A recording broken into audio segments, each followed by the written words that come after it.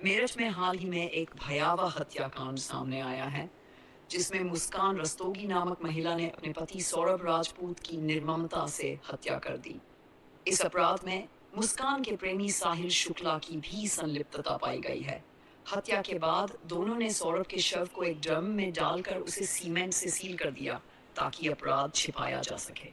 Police जांच में खुलासा हुआ कि हत्या के बाद मुस्कान और साहिल ने हिमाचल प्रदेश के कसोल में जाकर एक मंदिर में शादी की और वहां नशे में धुत होकर कई दिनों तक मस्ती करते रहे। इस दौरान उन्होंने कुछ तस्वीरें और वीडियो भी बनाए, जिनमें वे नशे में झूमते हुए दिखाई दे रहे हैं। पुलिस ने सौरभ के घर से खून से सना एक सूटकेस भी बरामद किया है, जिससे संदेह होता है कि पहले शव को सूटकेस में भरने की कोशिश की गई थी, लेकिन असफल रहने पर ड्रम का उपयोग किया गया। वर्तमान में मुस्कान और साहिल दोनों न्यायिक हिरासत में हैं और उनके खिलाफ कानूनी कार्यवाही जारी है। इस घटना ने समाज में गहरे आक्रोश और चिंता को जन्म दिया है। अधिक जानकारी के लिए आप निम्नलिखित वीडियो देख सकते हैं।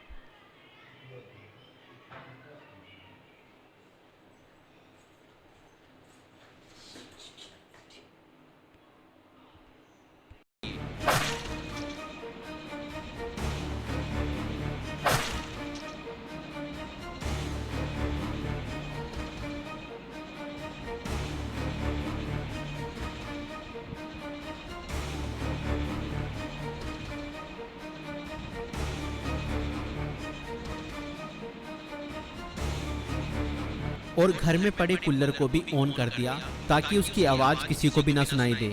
जब उन्होंने सौरभ को खत्म कर दिया, उसके बाद वह उसकी बॉडी को बाथरूम में ले गए।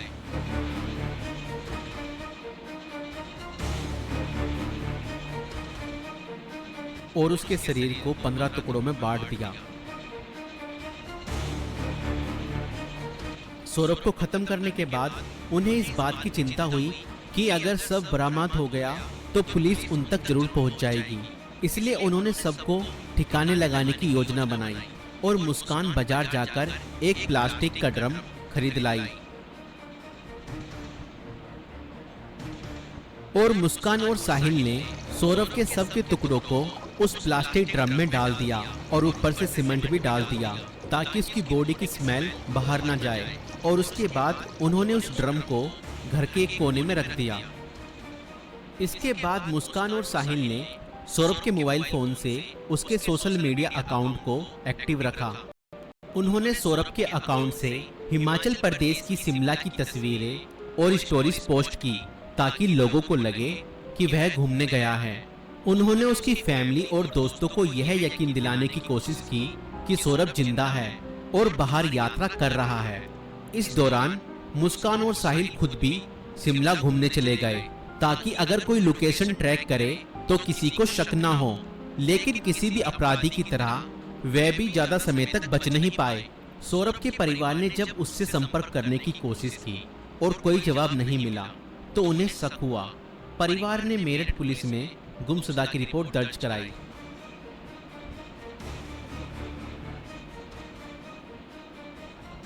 और इसी बीच मुस्कान ने अपने माता पिता को बताया कि शायद सौरभ का मर्डर हुआ है और उसके घर वालों ने ही उसका मर्डर किया है।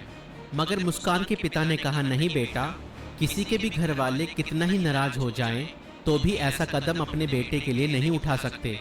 बेटा, मुझे सच सच बताओ, सौरभ कहाँ है? मुझे सच्चाई बताओ, मैं किसी से कुछ नहीं कहूँगा। और तब मुस्कान ने अपने पिता को बताया कि उसने और साहिल ने मिलकर सौरभ को खत्म कर दिया है। और इतना सुनते ही और उस प्लास्टिक ड्रम को भी बरामद किया जिसमें सौरभ के शव के टुकड़े थे।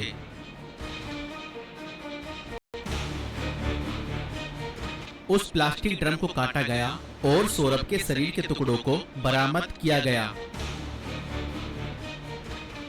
इस खौफनाक हत्या मिस्ट्री का अंत पुलिस द्वारा हत्यारों की गिरफ्तारी के साथ हुआ। पुलिस ने मुस्कान और साहिल को गिरफ्तार कर लिया। दोनों पर हत्या, साजिश और सबको छुपाने के गंभीर आरोप लगाए गए।